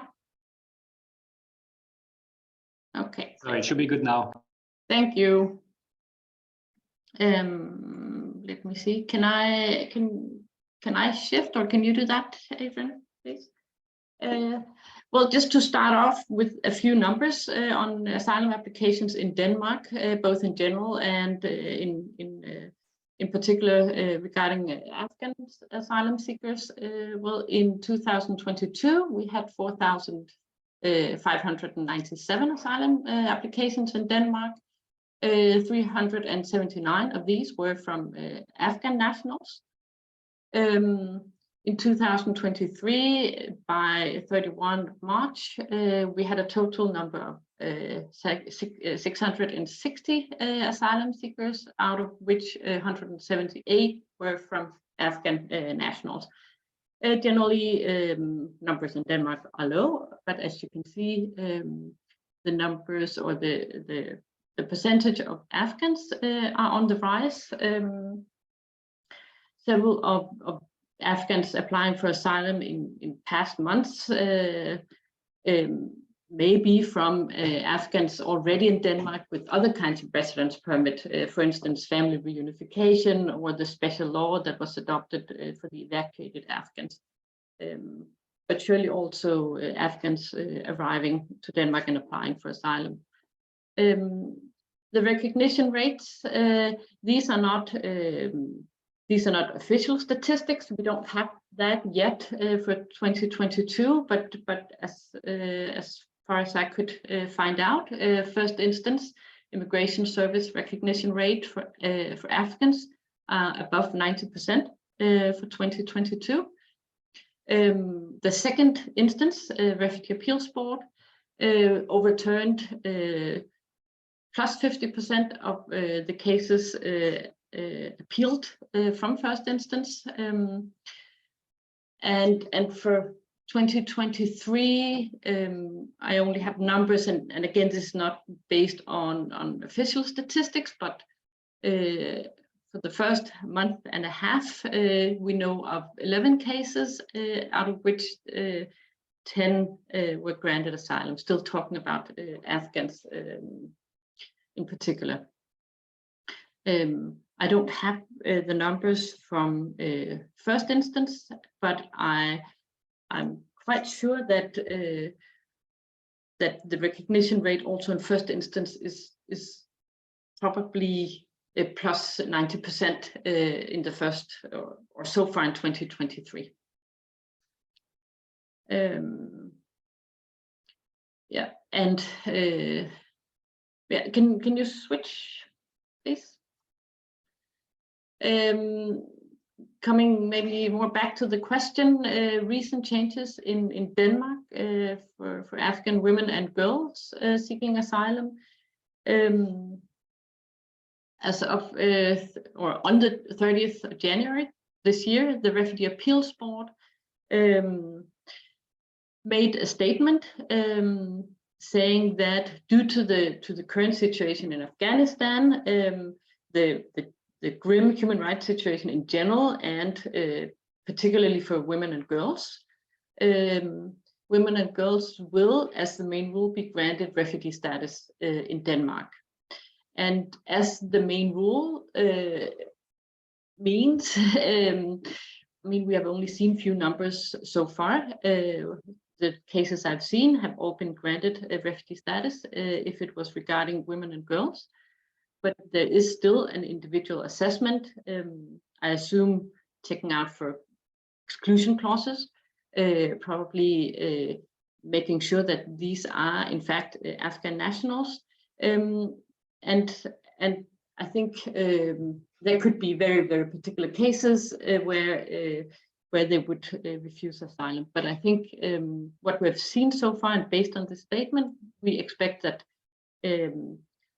probably all Afghan women and girls will be granted asylum and granted refugee status, being the better protection status in Denmark in the future. And Refugee Appeals Board also said in this statement, 30th of January, that previous negative decisions for this group, for women and girls from Afghanistan, that had been taken after 16th of August 2021 will be reconsidered automatically. So they will themselves go back to see if cases should be reopened.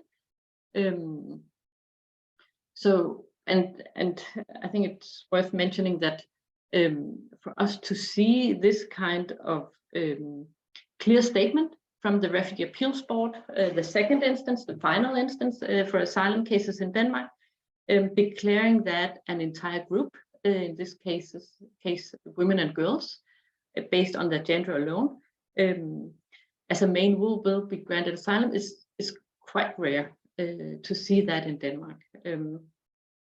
Positive in a way, but of course based on a very, very tragic situation in Afghanistan, so not as such anything to celebrate, but but at least good to see that they have taken this decision from the Refugee Appeals Board. Husbands and sons under 18 accompanying their wives and mothers are expected to be granted refugee status as well, based on the family, the right of family unity. So we expect to see that as well. We've seen only very few cases so far, but what we've seen, I mean, it looks as this will in fact be a refugee status granted to women and to girls from Afghanistan and their accompanying close family members.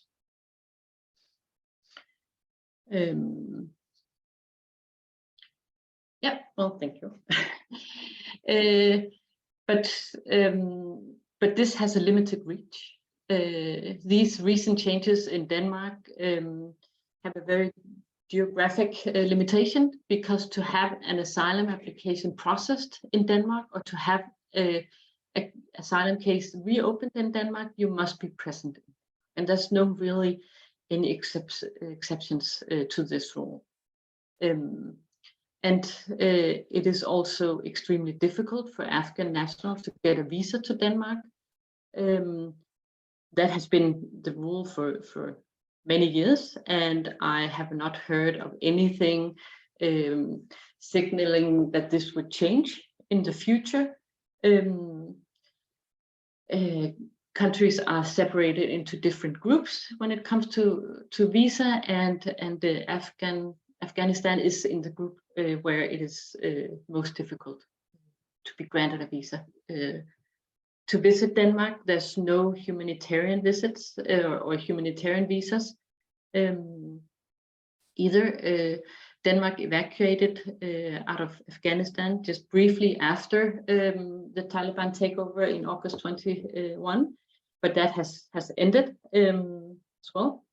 And there's no other ways that Denmark is assisting Afghan nationals out of Afghanistan. Denmark is resettling refugees 300 to 500 a year.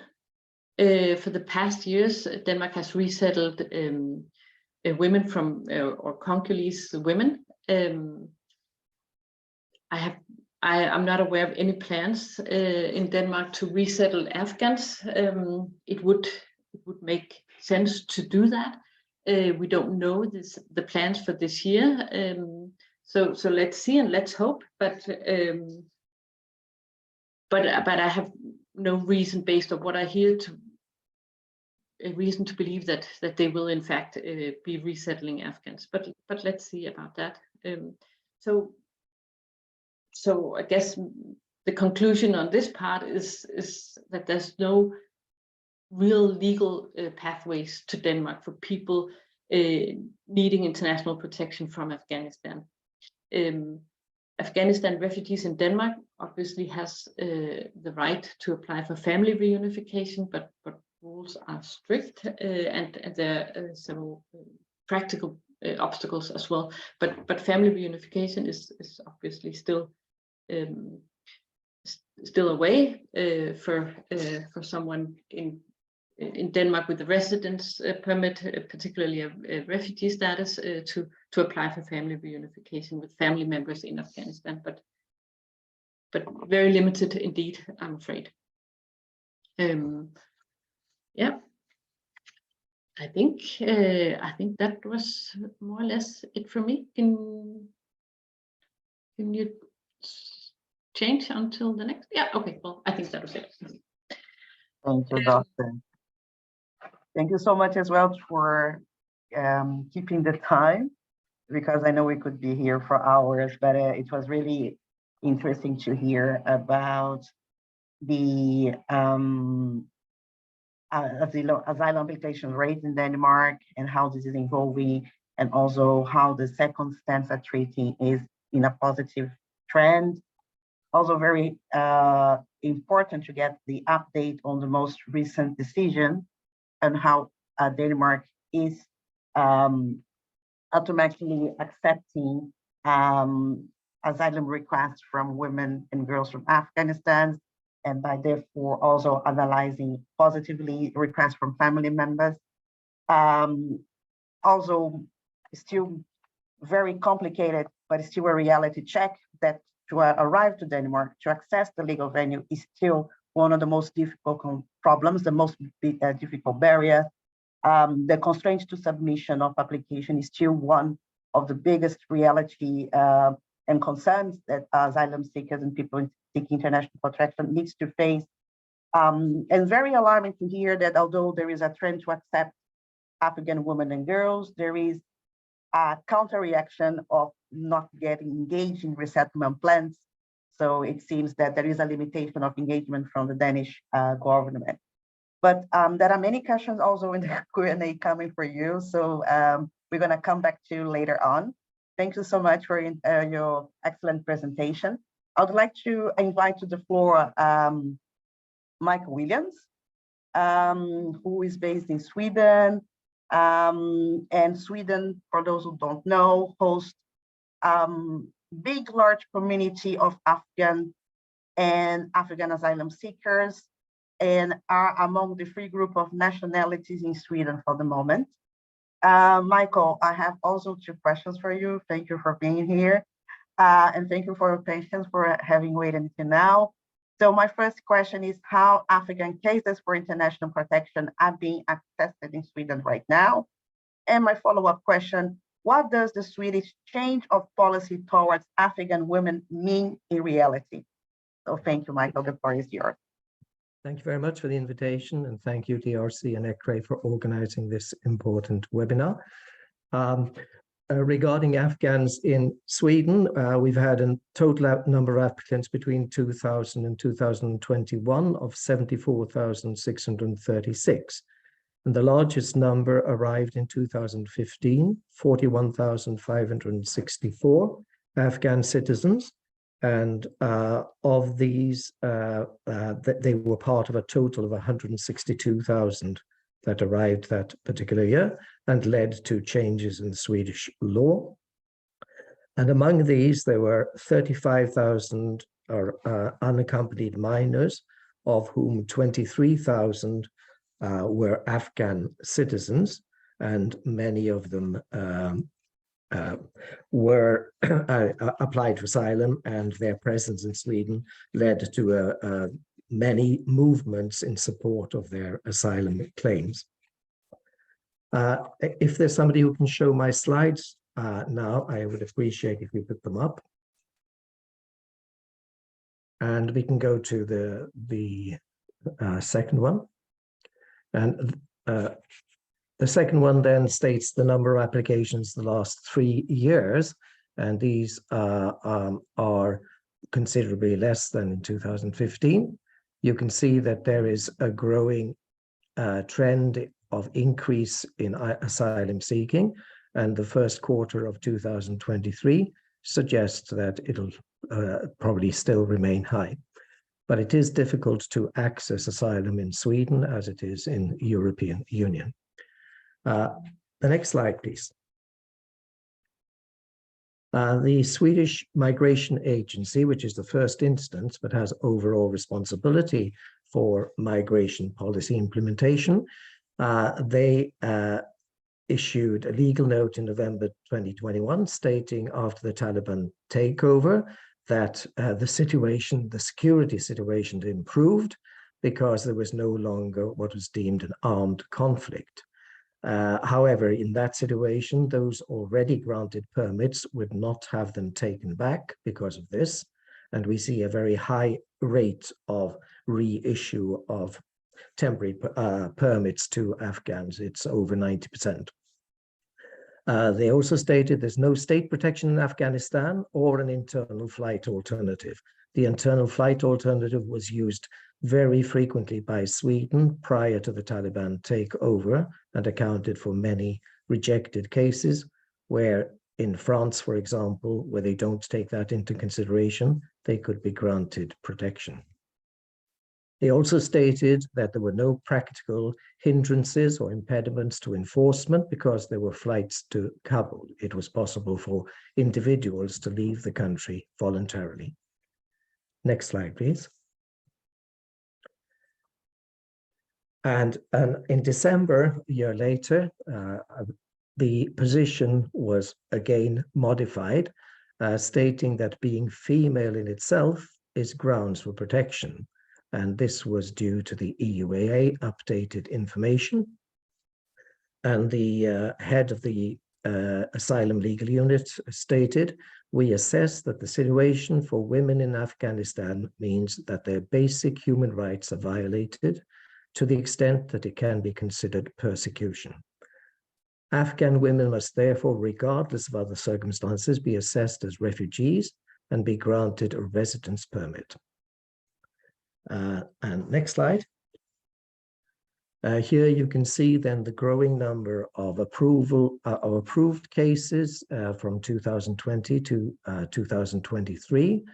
And the last but one column is the approval rate in cases which are assessed in substance. There are also decisions made not to assess a case for various grounds, Dublin, for example. And the percentage under approval then shows a rising trend, but we are still nowhere near the Danish statistics of over 90%. And what I have to say later on may perhaps account partly for that difference. Right, now I'm going to move on to the gender-based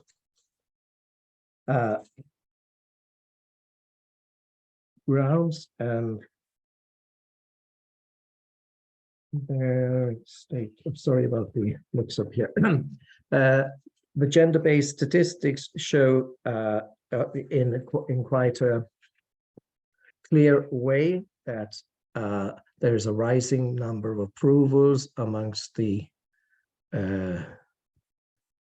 sorry, I'm a bit lost here in my own system. Let me try again. And while I'm looking for, that doesn't come up.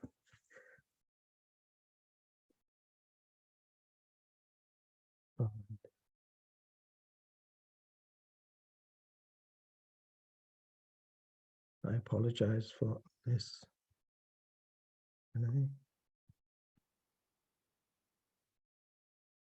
As mentioned earlier, even given this wider statement, each cases are addressed individually and take into account the individual's credibility and background. The first instance cases where I have a gender breakdown is what I'm looking for. And they seem to have got mixed up in the presentation. Here I have it.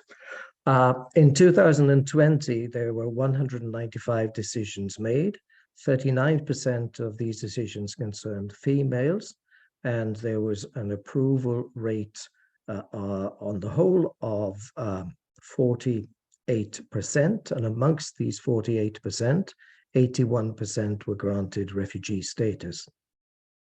In 2021, 461 decisions were made. 32% of that group were female, and 78% got positive decisions. Of those positive decisions, 95% of females got refugee status and 76% of males. And last year, the proportion of positive decisions with 24% being female was 90% for female, overall 90%, and for female it was 78%, and for male 63% who were granted refugee status. So there is a clear fallout for the positive decisions being granted on refugee status to many more females.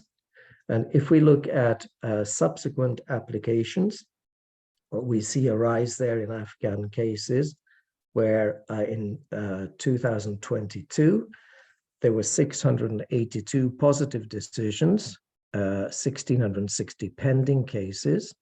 But since the subsequent application requires new grounds, then there were 2,013 cases that were turned down.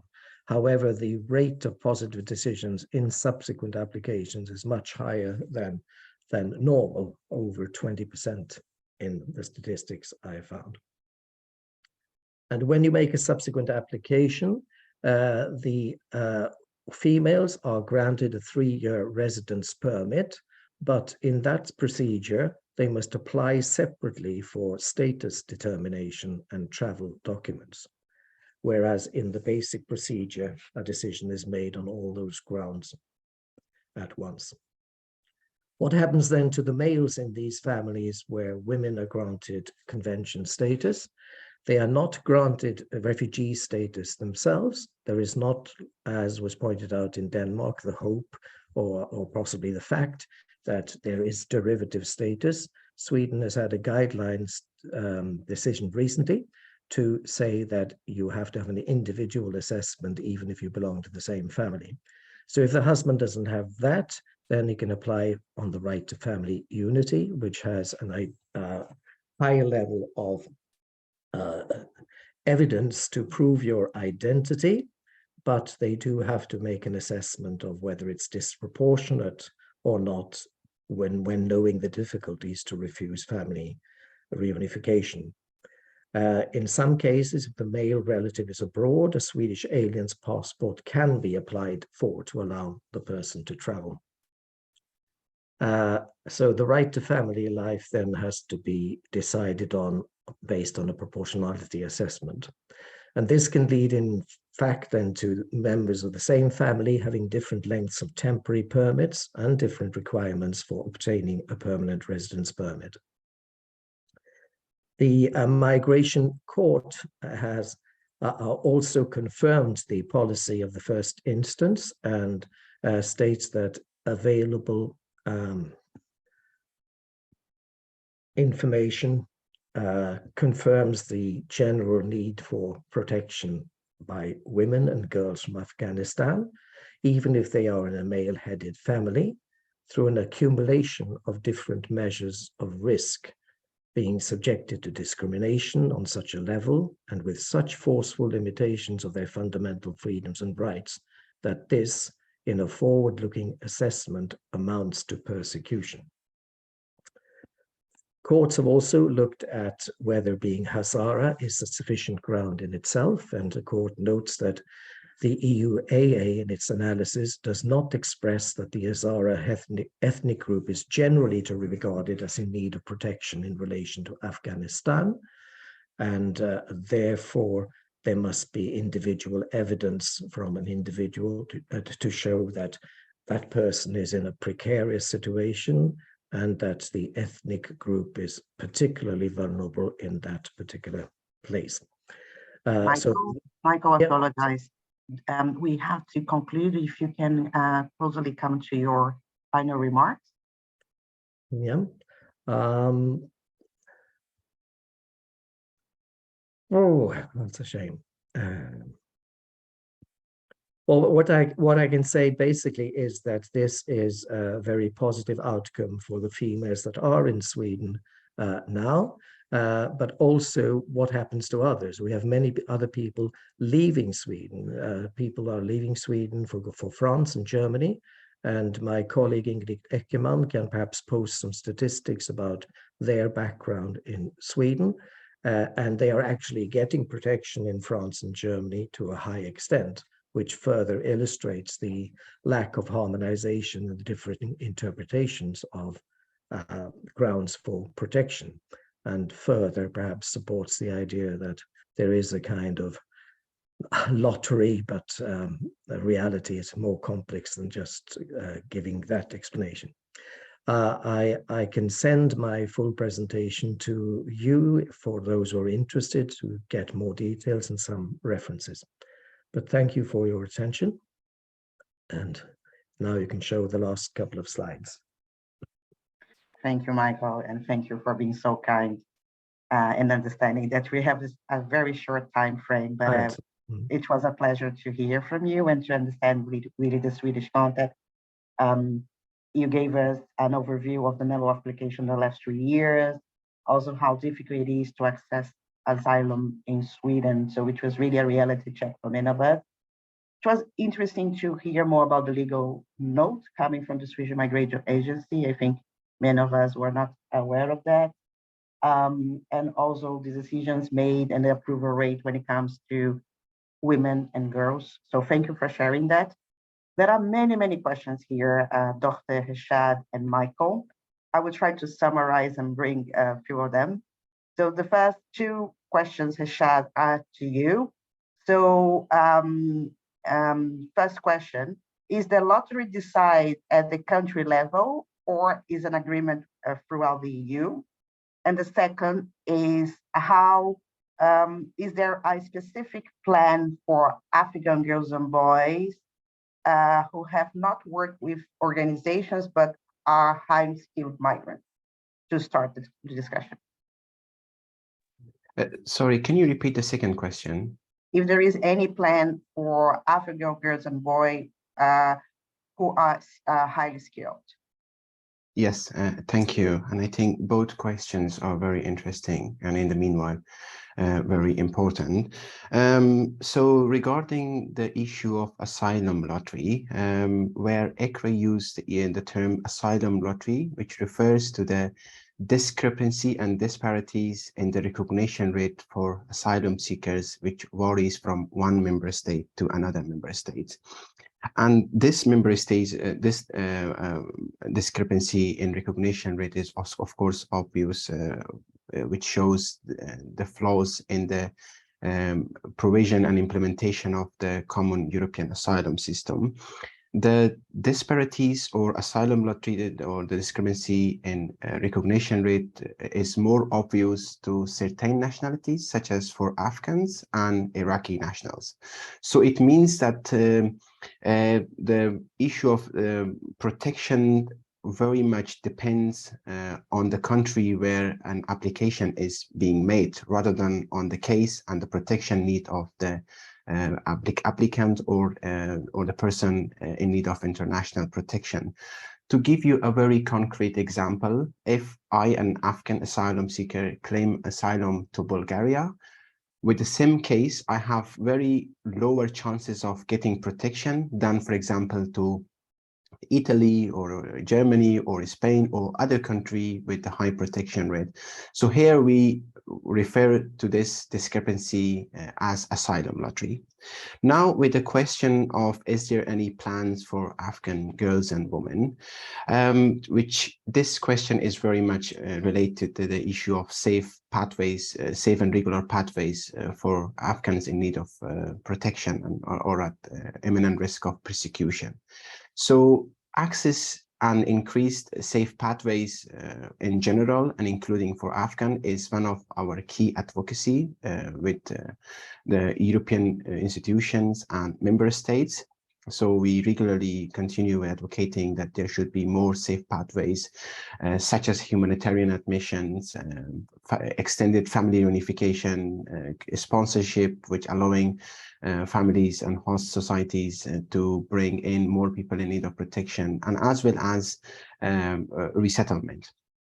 Unfortunately, if we look at the statistics and the number of such available schemes, we can see that there are very limited available schemes for people in need of protection in general to the Europe or European countries, and particularly for Afghans. There was a high-level resettlement forum and humanitarian admission, which was organized by the European Commission last year in November, where member states from 27 member states came together to pledge their commitments or announce their commitments for resettlement and humanitarian admissions for Afghans.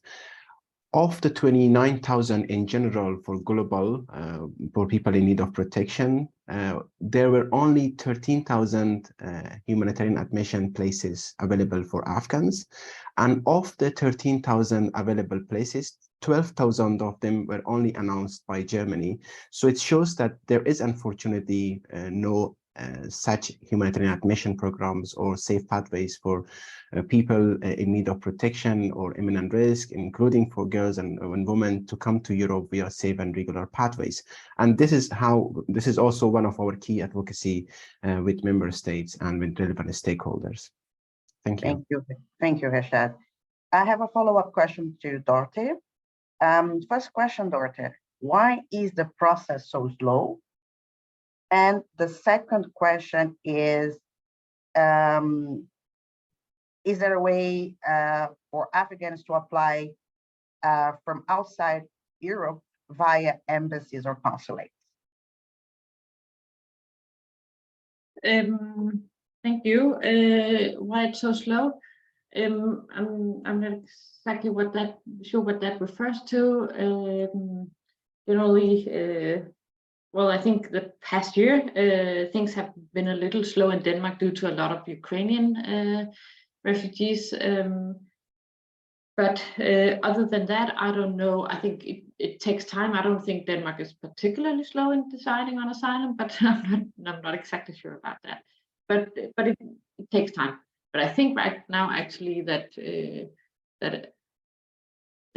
deciding on Afghan cases is not slow in comparison to to other nationalities, at least in Denmark.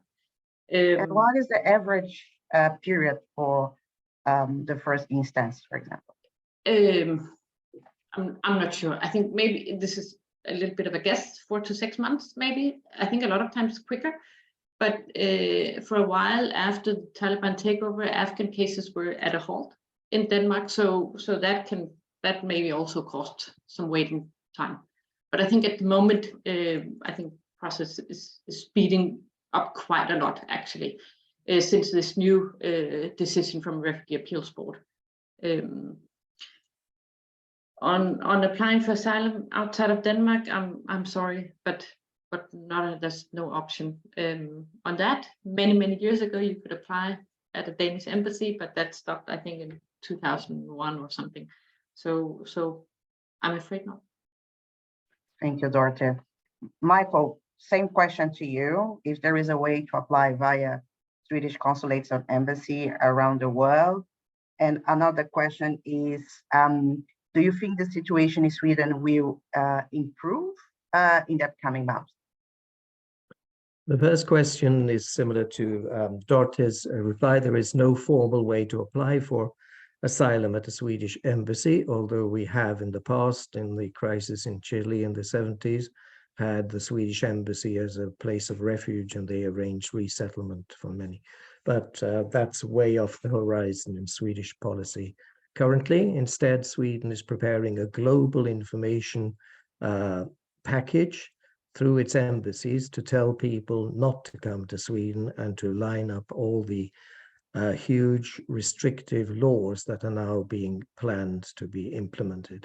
We have, unfortunately, a government that is relying on a right-wing nationalist party whose aim is to have zero migration.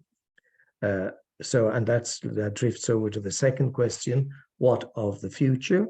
The future for female Afghans in Sweden is much better than it was a year or so ago. So that is very welcome. But Sweden has no policies for safe pathways, even though the matter is on the agenda, but it has been very slow at showing any solidarity within the European Union with the redistribution of asylum seekers. And there is an ongoing debate now within the government parties on whether we should support the European Parliament position on burden sharing. So I'm afraid that it's a pretty bleak perspective from Sweden, and quite a shocking one even for us who live here, given where we have been before in matters of refugee protection. Thank you, Michael, for this feedback. I would like to thank Rashad, Dorothy, and Michael for the intervention. Also to thank you to your honest feedback. Some of these perspectives are not very positive, but it's important that we know the trends, we know the evolution, and we know all the information necessary for people to be able to seek international protection when coming to Europe, especially Denmark and Sweden. This is the end of our panel. I will hand over to Adrian, who will then close the session and share his closing remarks. Adrian.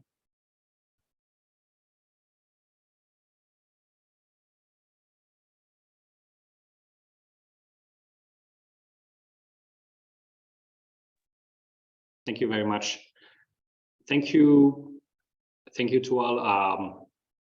Thank you, everybody. My name is Adrian Borry. I'm a project coordinator at the Danish Refugee Council in the Diaspora program, and I'm coordinating our thought and support of the Afghan diaspora. First, thank you, Juliana, and thank you, Sitara, for moderating such engaging discussion on a very important topic. Thank you to all our fantastic panelists for joining us today, and thank you for engaging in the discussion to all our audience. Thank you to our interpreters.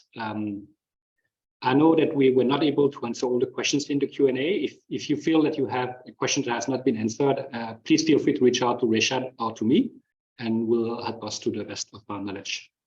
I realized that the discussion has been rather grim. There's an increased desire to leave Afghanistan to seek protection, in particular for women and marginalized groups such as Hazara. But at the same time, it's getting more expensive, it's getting more complicated. There's increased protection risk along the route, as well as pushbacks. In our second panel, we had a bit of a positive news. The landscape in terms of access to asylum for Afghans in Europe is slowly improving, in particular for women and girls. It remains very different from member state to member state. And unfortunately, legal pathways to Europe are still extremely limited. If you like, we have live streamed the event on our Facebook page, and you can still find it on DSC Diaspora Program Facebook page. If you want to share it with anybody, it's there waiting for you. Finally, I would like to thank Danida, Denmark's Development Corporation, for their support and in funding us for this event. Thank you so much to all of you, and see you soon.